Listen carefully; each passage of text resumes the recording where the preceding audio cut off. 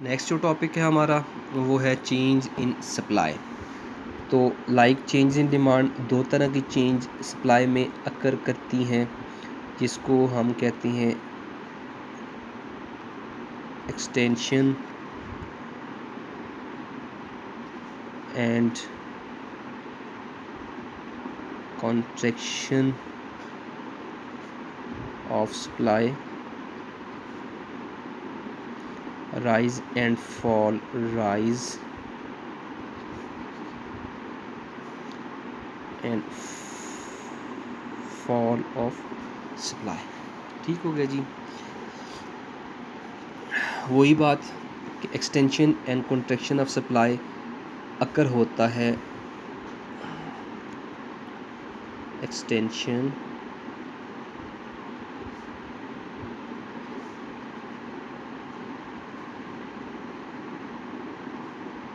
and contraction of supply occurs in supply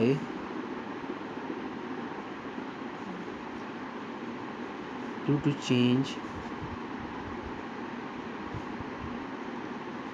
in price only। सिर्फ और सिर्फ price के चेंज होने की वजह से जब क्वांटिटी सप्लाई एक्सटेंड या कॉन्ट्रैक्ट हो जाए, प्राइस बढ़ जाती है, क्वांटिटी सप्लाई एक्सटेंड हो जाती है, प्राइस कम हो जाती है, क्वांटिटी सप्लाई कॉन्ट्रैक्ट हो जाती है। ठीक है, तो प्राइस के चेंज होने की वजह से जब आपके पास सप्लाई किसी पर्टिकुलर कमोडिटी की चेंज होगी तो हम कहेंगे it is concern with the extension and contraction of demand supply, sorry. ठीक है, तो rise and fall of demand ये along the same demand curve move करता है। मैं जनरल यहाँ पे आपके पास सप्लाई का सॉरी बना लेता हूँ। यहाँ पे बार बार डिमांड कर्व जो है वो सामने आ रहा है, ये ऐसे होगा। ठीक है, लाइक ये प्राइस ऑफ ए है, ये क्वांटिटी सप्लाई ऑफ ए हो जाएगा, ये प्राइस ऑफ बी है, quantity supply of B, combination A combination B. A to B move करो, क्वांटिटी सप्लाई बढ़ रही है, एक्सटेंशन है, प्राइस ज़्यादा होने से क्वांटिटी सप्लाई बढ़ रही है। बी टू ए मूव करो तो सप्लाई क्या हो रही है, कॉन्ट्रैक्ट हो रही है, तो कॉन्ट्रैक्शन है ये।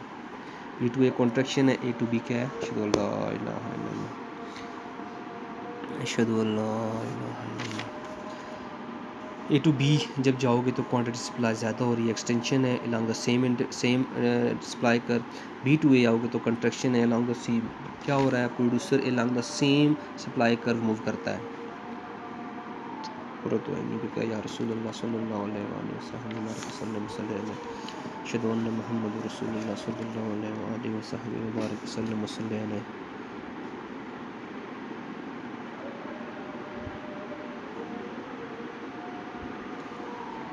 कुर्रतु ऐनी बिका या रसूलल्लाह सल्लल्लाहु अलैहि वसल्लम अशहदु अन्ना मुहम्मदुर रसूलुल्लाह सल्लल्लाहु अलैहि वसल्लम।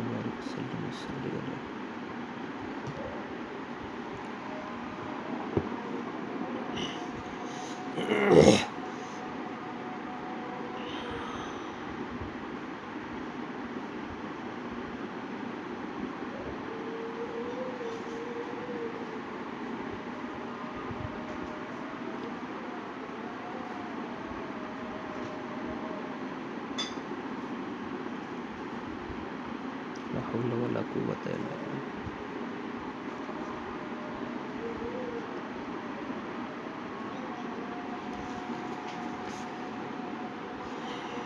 ला हौला वला कुव्वता इल्ला बिल्लाह।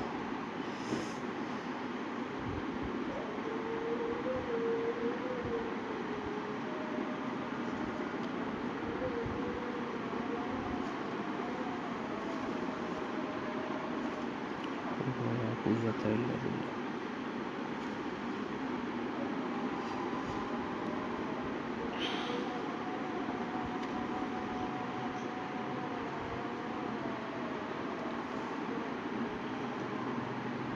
ला हौला वला कुव्वता इल्ला बिल्लाह।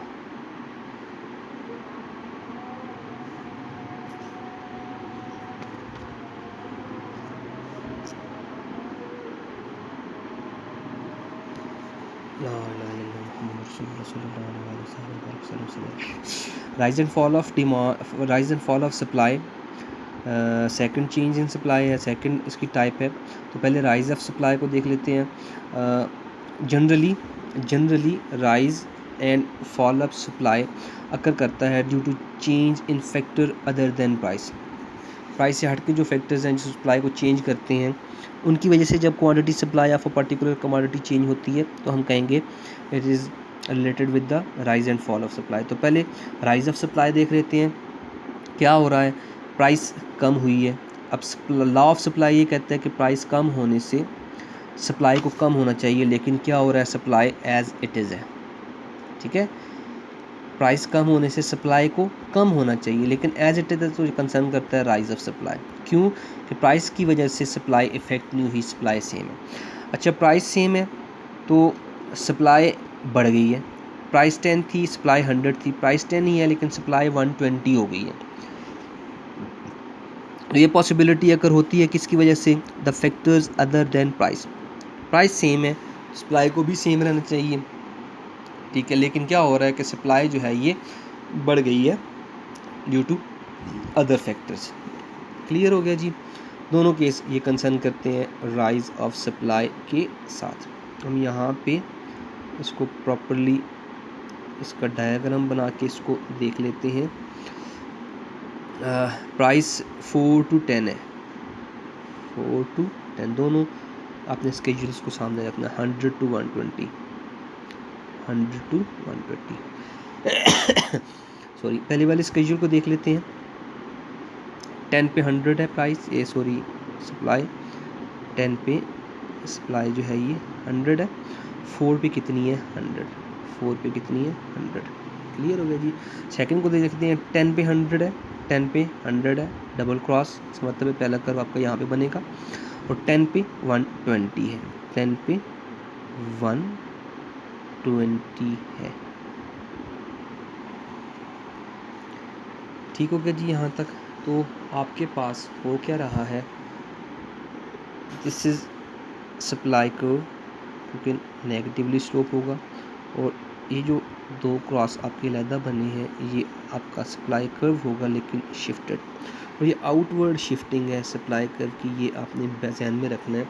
ये आउटवर्ड शिफ्टिंग, ये सप्लाई कर्व यहाँ से यहाँ पे शिफ्ट हो रहा है, इसका मतलब ये है कि सप्लाई जो है वो बढ़ गई है, not due to price but the factors other than price. Clear हो गया जी यहाँ तक। फॉल ऑफ सप्लाई की बात कर लेते हैं।